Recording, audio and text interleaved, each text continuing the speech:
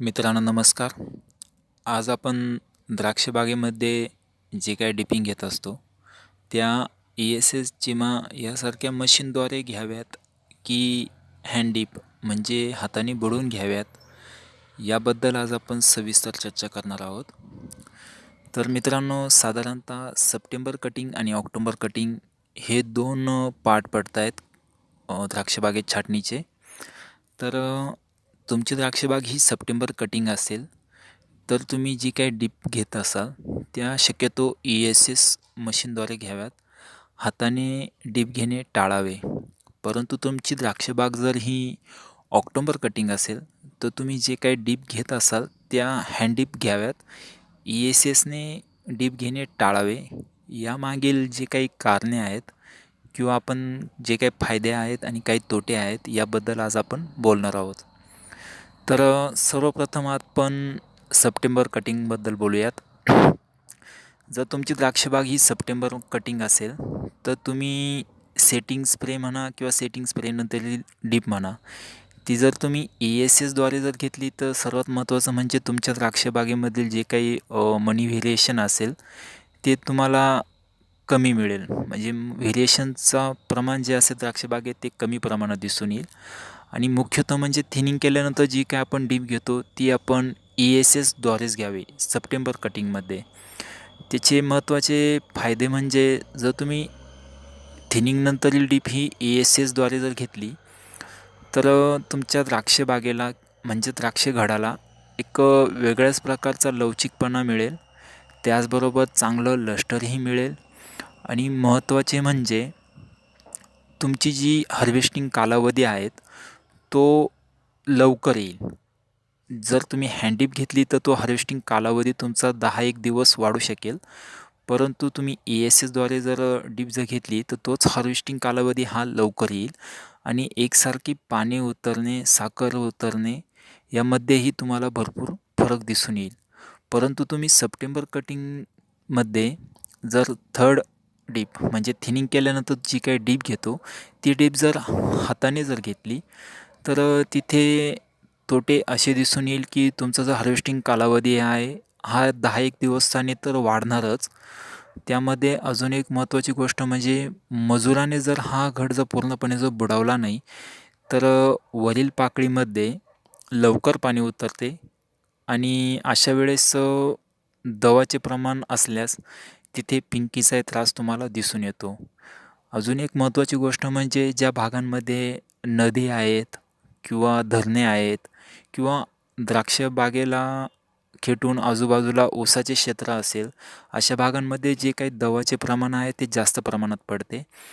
त्यामुळे अशा भागांमध्ये ब्लॅक स्पॉट दिसण्याचे जे काही प्रमाण आहे ते पण जास्त प्रमाणात दिसून येते. त्यामुळे सप्टेंबर कटिंग जर असेल तर शक्यतो तुम्ही ESS चिमा यासारख्या मशीनद्वारेच डीप घ्यावीत. हँड डीप घेणे शक्यतो टाळावे. तसेच ऑक्टोबर कटिंगबद्दल बोलूया आपण.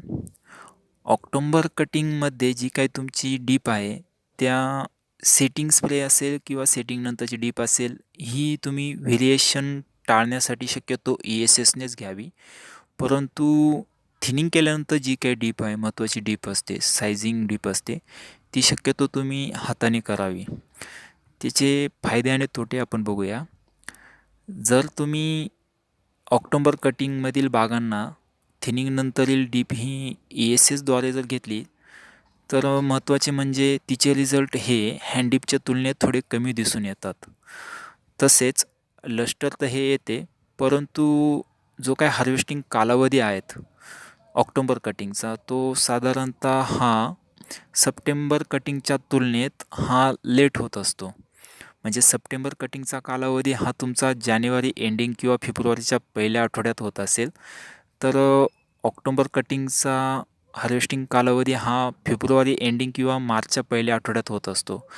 आणि ह्यावेळेस जी उन्हाची तीव्रता आहे ही थोडी जास्त प्रमाणात असते आणि तुम्ही जर ESSने जर डीप घेतलेली असेल ऑक्टोबर कटिंगची तर ह्या हार्वेस्टिंग कालावधीमध्ये घड हा लवचिक आणि मुलायम असताच तो मणी सोडणे हा एक प्रकार तुम्हाला दिसून येईल.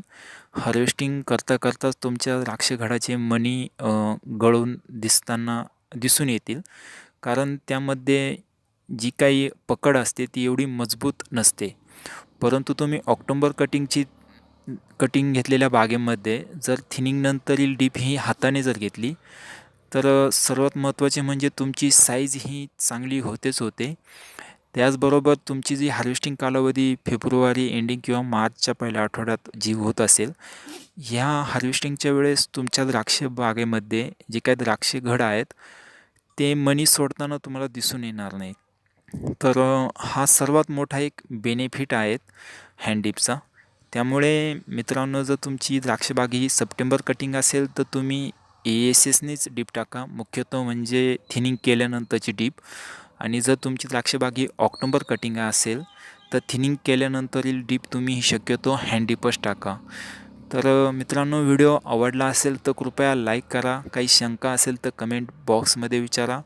यापुढे आपल्या भरपूर व्हिडिओ येणार आहेत, जसे की क्रॅकिंग म्हणा, मिलीबग समस्या म्हणा, किंवा पिचकेपणा, शुगर न येणे, तसेच काडी वंजण्याबद्दल शंका, याबद्दल भरपूर व्हिडिओ अपडेट करणार आहेत मी.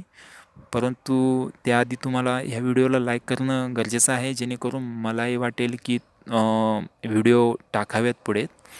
त्यामुळे प्लीज कृपया लाईक करा आणि शंका असेल तर कमेंट करा. धन्यवाद.